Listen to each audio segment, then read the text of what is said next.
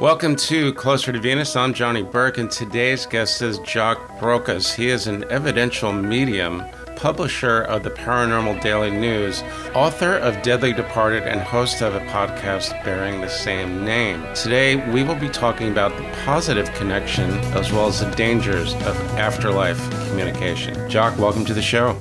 Johnny, thanks for inviting me. It's great to be here. I love your background, by the way. It's really kind of mystical. I like that. Energy, yes. So last time we spoke, it was during a hurricane watch here in South Florida, right, yeah. But it's much calmer today. It's a nice 72 degrees. So with your background, which is quite varied and deep, you seem to have always experienced spirit direct, and you were aware of angelic forces from a young age. What was that like? Yeah, I was. And a lot of mediums or a lot of psychics are coming up. They always say, yeah, I was psychic. I was a medium since I was a child and everything else. I don't want to give the same cliche because everybody else seems to do that. But I was very, very spiritual since I was a child. My uncle was a monk. I spent much of my youth in the monastery. I wanted to be a priest, but I always was a bit of a troublemaker as well because I always asked questions. Well, that doesn't fit, Father, you know? And I've been studying X, Y, and Z, and I think I drove them nuts with the questions that I had. But I had a lot of experiences that I couldn't explain. And I couldn't put a label on them, Johnny. I couldn't say, that's a mediumistic experience or that's a psychic experience. I was young. I just knew that these experiences were not what other people would have normally.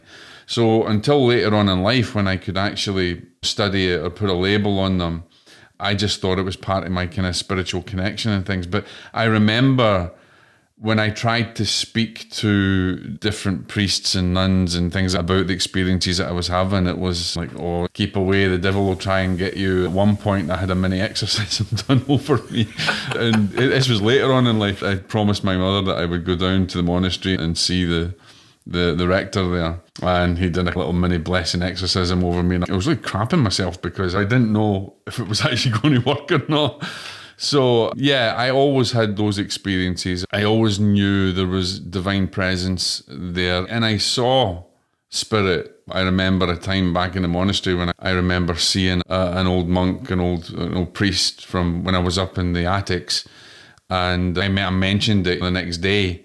And they were like, no, show me a picture of them. And it turns out that person had actually passed in 1700s or something, or the 1800s. And I didn't know at the time. Then I had the big lectures about what's good and what's bad. And I couldn't understand it because I was like, well, I'm in a holy place. Why would there be something bad coming into a holy place? Again, my questioning, probably. I always had a spiritual drive since I was young, and I can't put a finger on why. I just had that spiritual drive. I just always was like that. I used to set up altars and God knows everything else in my room and go and pray. And when people were out playing football and going down the woods fishing and things like that, I was praying and studying.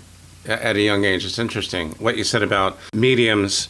Many of them do say they were able to see and sense spirits at usually a very young age, 5 or 6 years old, maybe up until about 9 or 10, and then they try to become young adults, and either they are told to repress it or they have the urge themselves that this is not proper, so I'm not going to really even acknowledge it. Now, the spirit that you saw in the rectory, that was energy, or was it an earthbound spirit, or did you have no idea? I don't think it was a residual energy. I actually think it was a visitation. It may have been orchestrated to actually wake me up a bit more when I was younger. That's from thinking in hindsight. There is a belief that would say that that's probably residual energy playing its part and passing over. But for me, thinking back, I do believe that would be more a visitation than anything else.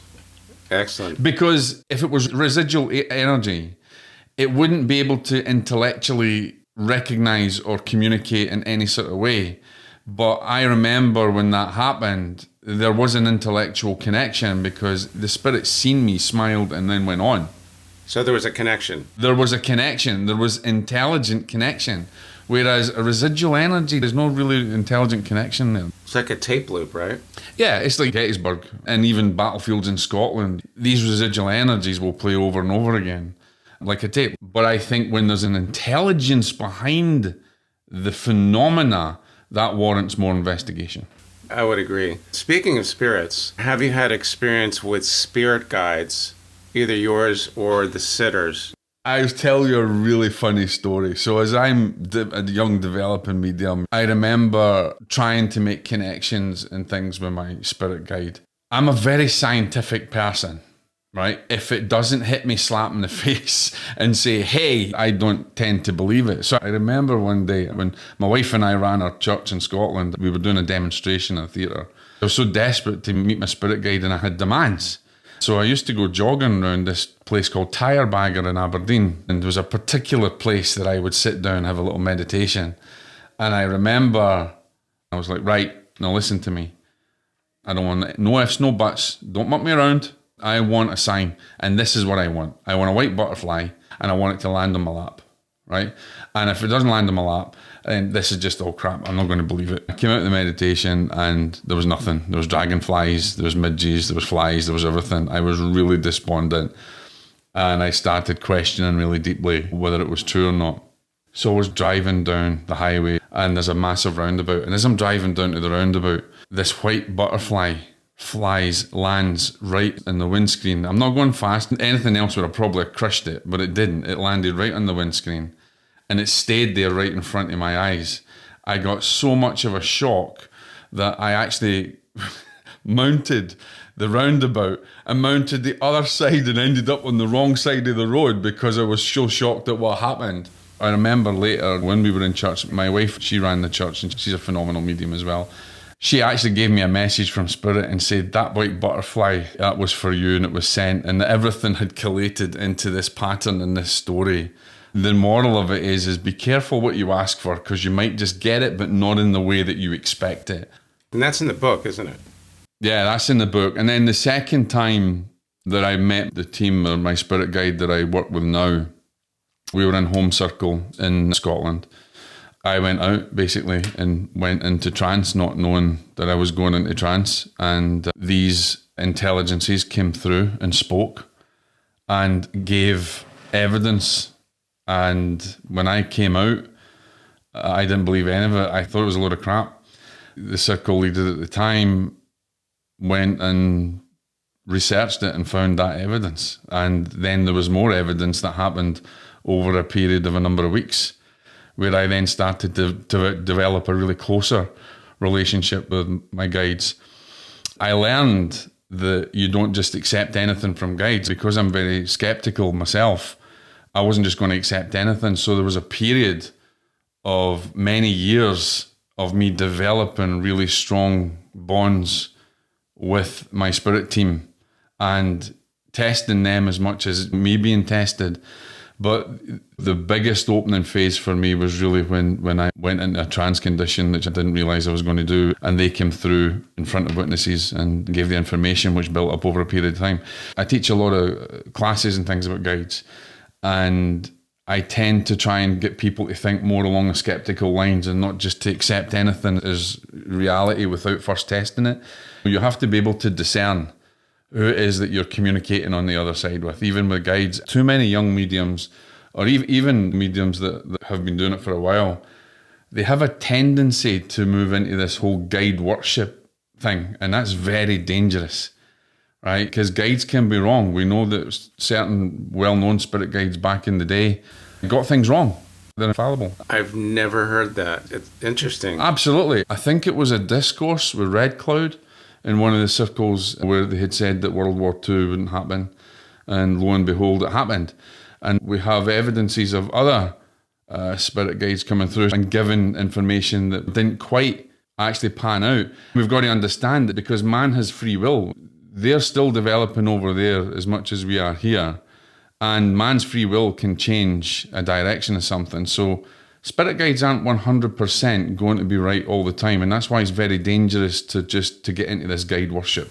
The other thing is that you don't actually know if you're talking to a nice spirit guide or a really bad bugger who's purporting to be one.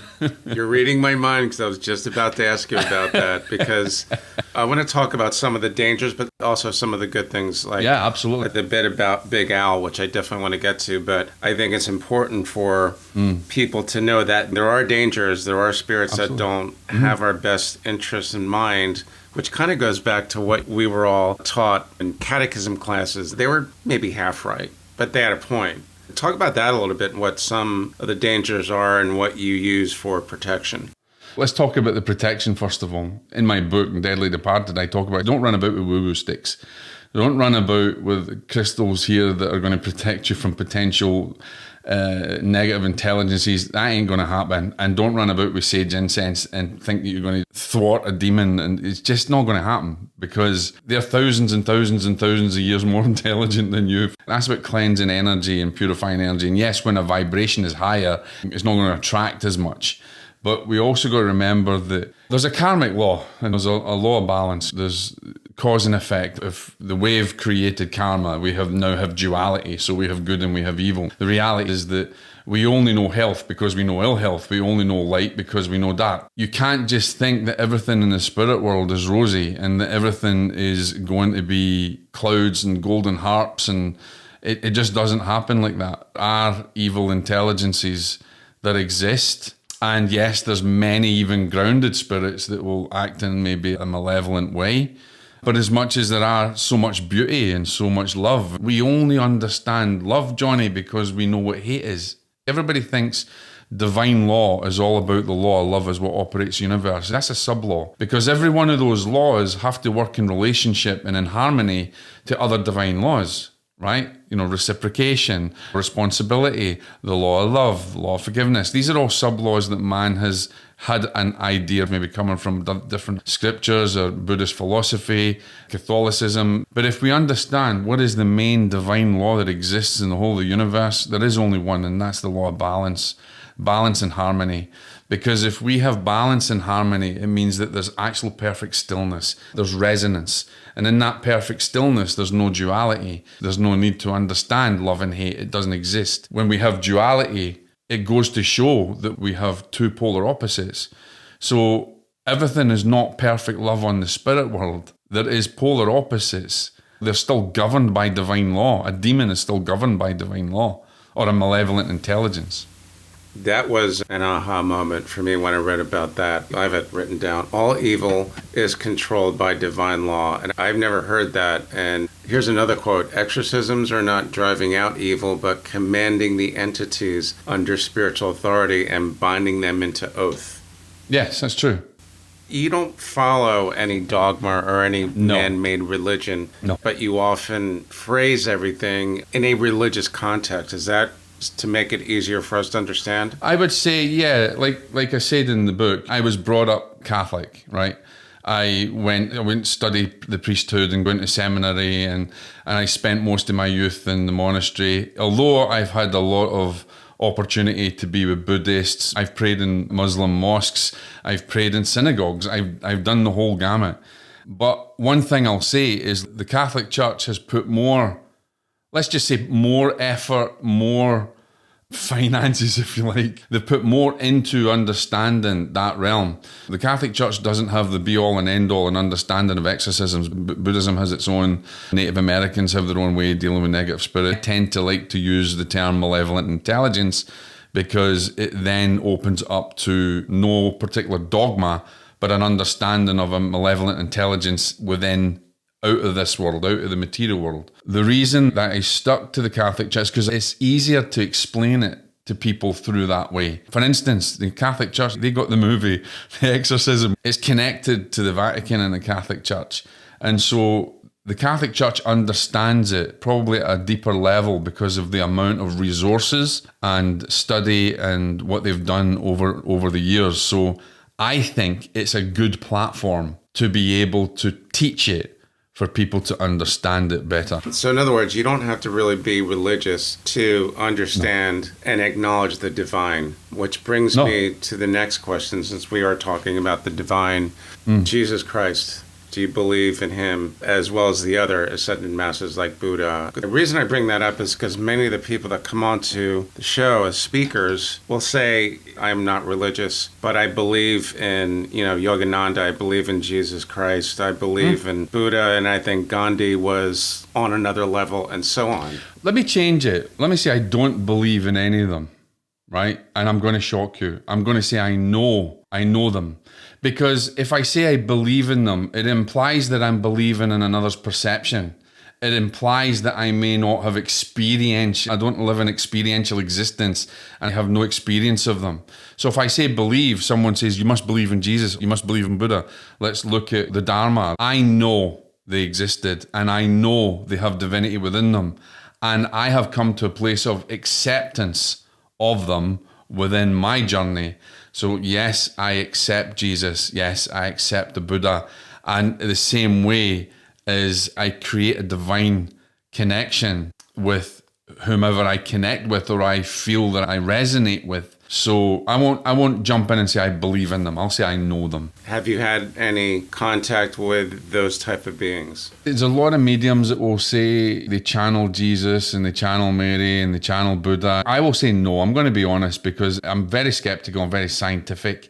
Why would Jesus just come and talk to me when there's a lot more? And people might say, well, he was a carpenter and he can just choose a normal person. But I believe that if I'm holding a flower in my hand or I'm seeing a child, talking to Jesus and I'm talking to the divine, do I need to put a label and an attachment to that experience? No. So I will say that, no, I haven't had direct experience of them communicating with me and having visions of them. Yes, I've seen in my meditations these beings. I've had interventions in my own life that has saved my life from divine beings and my wife. I had a near-death experience that I don't write a book about, and it was through a car crash, and I don't shout about that either. What I'll say is that the divine is in everyone, and the divine is in everything. And the Holy Spirit animates every single living force, animates every thought, animates everything that's in this planet, animates every aspect of your being. It is the same divine force that flows through you. So in that respect, I've met all of them and every one of them because I'm connected to all of them and every one of them. Let's talk about angels. Speaking of the divine, I think this is a prayer. Through Archangel Michael, I ask for protection and guidance in my daily life. There's probably several others, so you obviously believe in angels as well. Yeah. And my wife is pretty much more of the expert on angels than I am. But I do believe in angels. But at the same time, we think that angels are connected to Christianity. We think that angels are connected to religion, but they're not. They're beings of light, and they're connected to all things, right?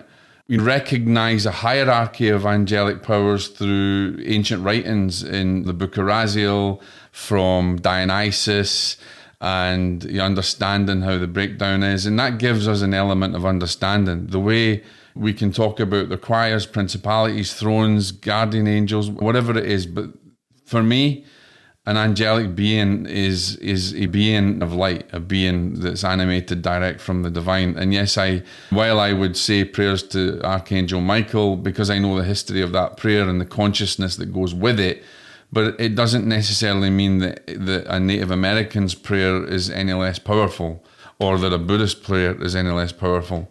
I think also in the belief in angels and the angelic forces, it gives us comfort to know that there's angelic forces there that looks after us. But again, there's good angels and there's bad angels. So we still got polar opposites here. Because if we look at history or we look at some of the ancient texts and things, we can talk about the split in heaven, and we even have polarity in that aspect as well. So angels are not to be worshipped. They're in servitude to the divine and to serve a job they've been given to serve man. So yeah, I do believe in angels, but I believe there's good and there's bad.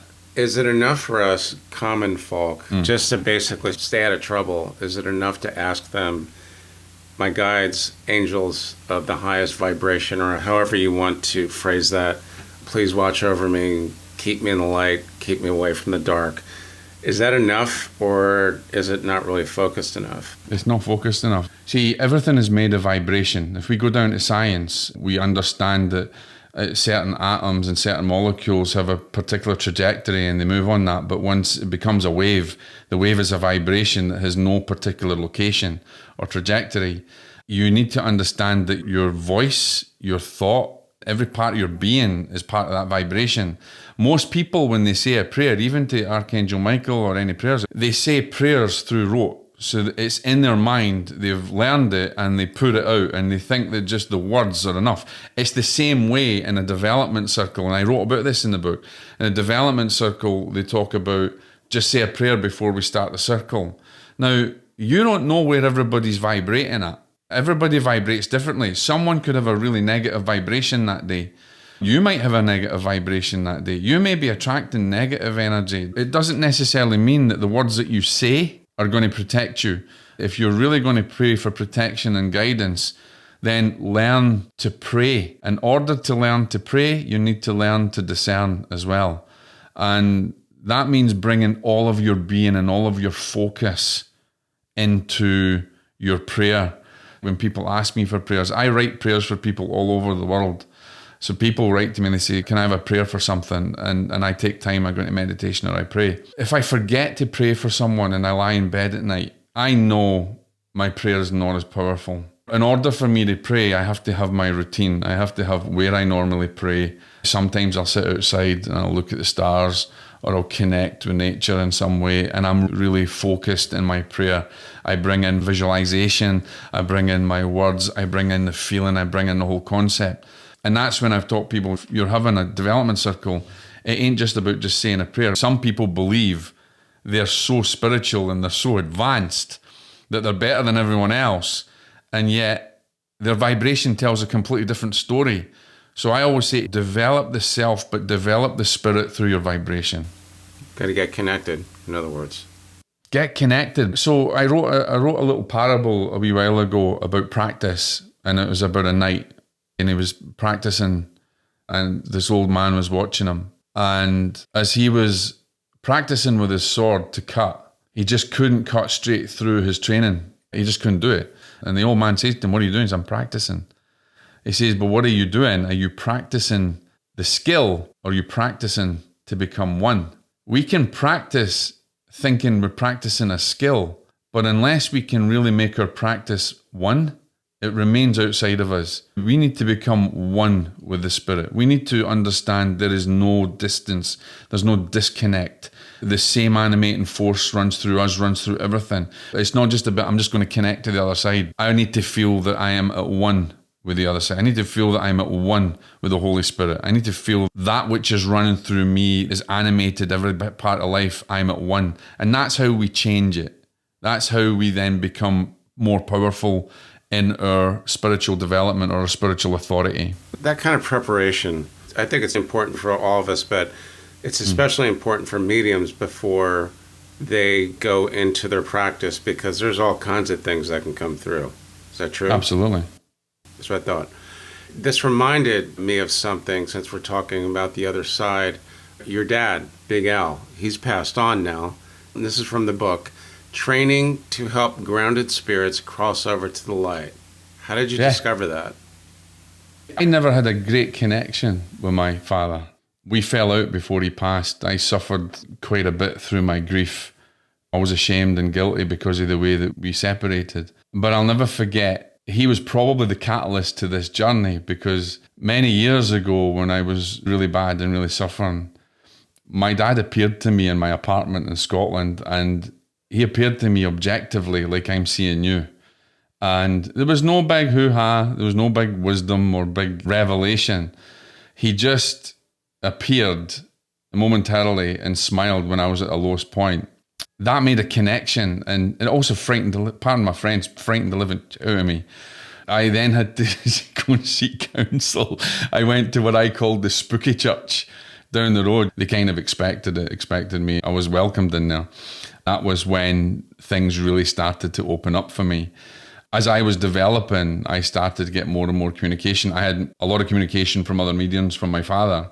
I'll never forget, I was on the club one night and my friend Alison says, I'm going to go to this woman, Rachel Frash. She's a psychic and she's way out somewhere, and I can't remember the name of the place. It was out in Scotland. She says, you want to come with me? And I said, I'm not going to any of that crap, no chance. I said, all right, fair enough. And I took her, and it was like friggin' Hansel and Gretel, driving right into the Highlands of Scotland and up these mountain roads and things. And there was this woman's house next to a little forest, right next to a graveyard. And I'm thinking, across from a graveyard, and I'm like, this is really spooky. I don't know whether we should be going here. And we went in, and the woman, she says, you're next. No chance. There's no way I'm going to come in, it's fine. I said, I'm not paying you nothing. Anyway, she took me into the back room, and she proceeded to tell me things about my father that no one would have ever known, and that my father didn't even know about me. And then she took me through her kitchen, and this was my first experience of psychometry. And she said, hold this in your left hand and sit there and do this.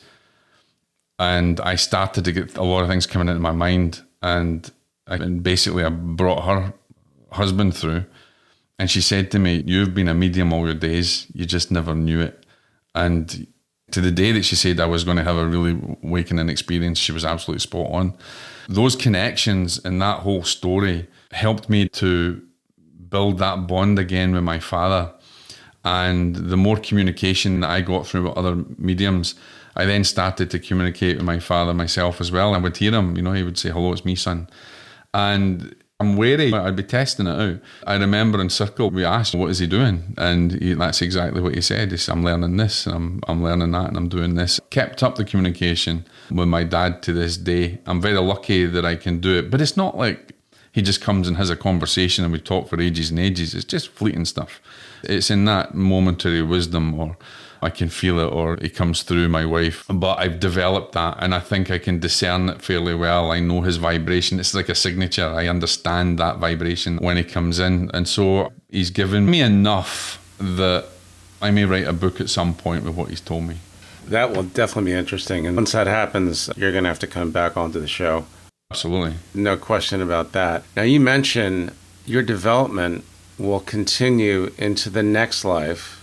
That implies a belief or knowledge of reincarnation. Have you had insights into past lives, yours or maybe one of your sitters or one of your friends? I'm not a past life regressionist. I wrote a book many years ago on past lives that I wrote it as a skeptic. And then through all my research, I was blown away with it, and I've studied a lot about it. I've taken part in some past life regressions of myself, and I've been given information on past lives. But here's a caveat. Anybody can say you've had a past life. Any intuitive can say you've had a past life in X, Y, and Z, or you were a banker, or you were this, or you were a warrior. Unless you have evidence of it, it's very circumspect. You have to have evidence. If you look at a lot of the research into past lives, there's a tremendous amount of parapsychological research. Ian Stevenson is one of the biggest researchers there. The evidence is overwhelming. So whilst I've had glimpses into particular past lives, I haven't had that evidence that some of these cases have had. I accept through my studies, and I accept through the research that I've done that made me write the book, that it exists. But I will correct you on one thing. You say is that my development is going to carry on until my next life. I don't necessarily mean my next life coming back. I mean my next life in the spirit world, because I still see that as life, right? We don't just go and that's the end of it. I believe that when I get over to the spirit world, I'm going to continue my development. I'm going to continue my spiritual growth. And I very much look forward to continuing that there. I don't think there'll ever be a time that my spirit or my soul will stop developing. Right. It goes on forever. Ever. As far as reincarnation is concerned, that's not really your focus. It's not my focus, no. I understand it. I wrote a book about it. I was very skeptical of it. I now think that there's empirical evidence that proves beyond a shadow of a doubt that it exists, although we don't know the mechanics of it. I've been told of my past lives, but I have no evidence of it. I will say that anybody who's dabbling in past lives, make sure you get the evidence. Unless there's evidence, it's a pipe dream.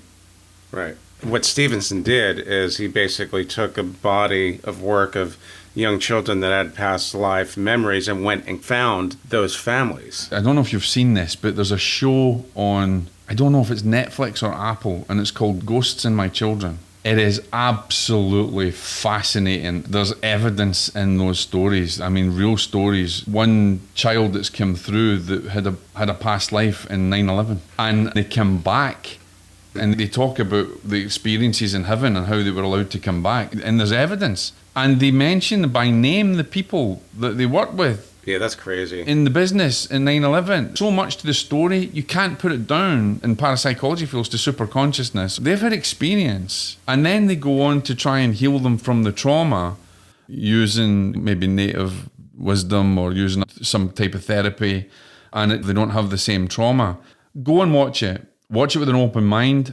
It is absolutely fascinating. Definitely want to see that. That sounds incredibly interesting. I remember one of my speakers a while back went to go see a medium at an event in Long Island, and she mentioned that some of the people that came through were people that died in 9/11.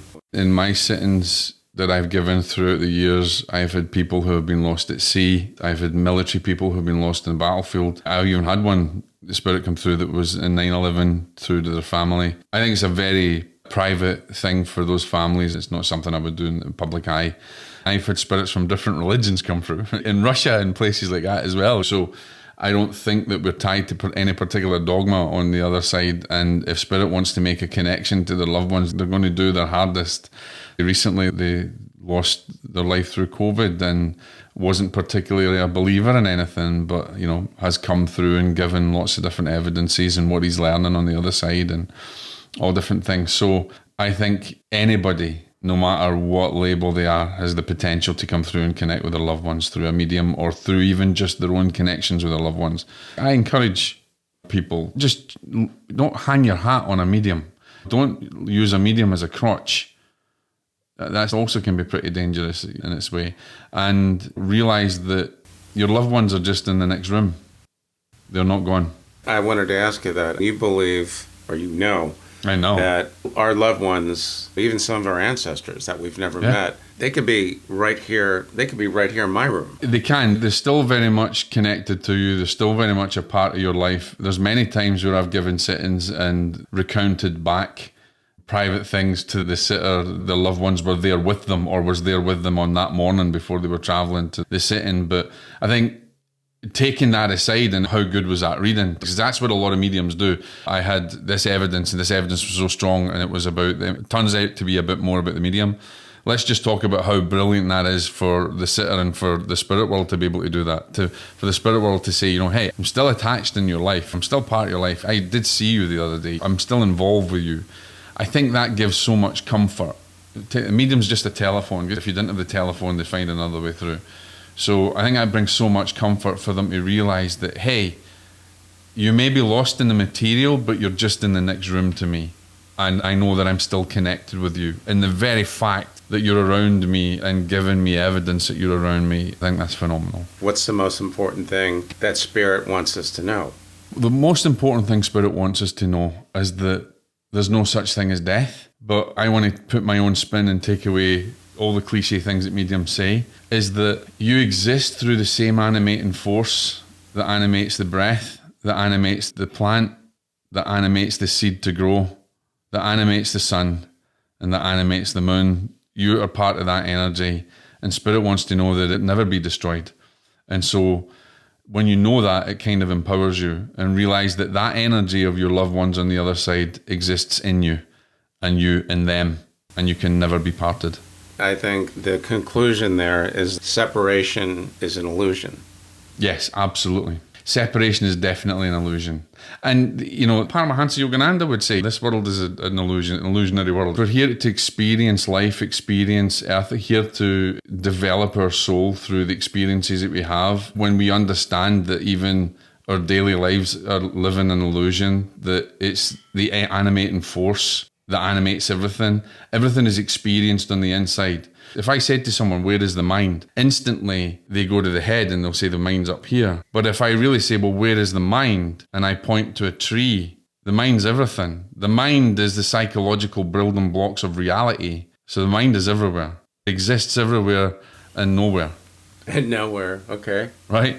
So the reality is we instantly think the mind is in my head, but I'm part of this mind, this great animating force. The mind is everywhere and nowhere. It's everywhere, yeah. Wow. The whole separation thing, I think a lot of people really have a hard time getting their head around that, but it's very good to keep hearing that. Even in the most basic sense, we are not separated. We're not separated from our loved ones. And remember this, Johnny, and for the readers that are out there, we think that when we lose our loved ones that time passes. The time only passes for us. Time is linear in this existence. In the spirit world, in the spirit realm, there is no time. So when you cross, they haven't missed you because it's only been that moment or that fraction. You've always been together. You've always been connected. And there has never been the distance or time that separates you. It's only in your own mind that you create the illusion of time being a distance in this reality. And the reality is there's none. So when you cross over and you meet your loved ones, it'll be just like you just went into the next room and you never lost any time. A very comforting thought. Awesome stuff, man. Jock, thanks again for coming on to the show. How can our listeners find more about you online? jockbrocas.com. I'm doing some research at the moment as well into deeper aspects of grief. I have a form on my website that if anybody has lost a loved one in the last 3 years, if they can go onto my website and fill in that form. I will put that link to your site in the show notes and in the transcript as well. You've been listening to Closer to Venus. I'm Johnny Burke. If you enjoyed today's episode, please consider subscribing. For more info, please go to closertovenus.com. Thanks again for tuning in, and we'll see you next time.